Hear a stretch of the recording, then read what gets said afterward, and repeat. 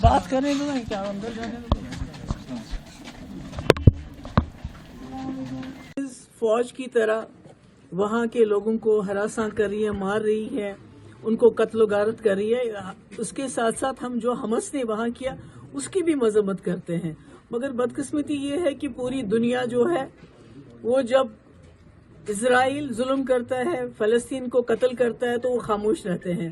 اور جب اب حماس نے اسرائیل کے لوگوں کے ساتھ ناانصافی کی، ان کے ساتھ ظلم کیا، وہاں انسانی حقوق کی پامالی کی، تو سارے لوگوں میں ہاہاکار مچی ہے.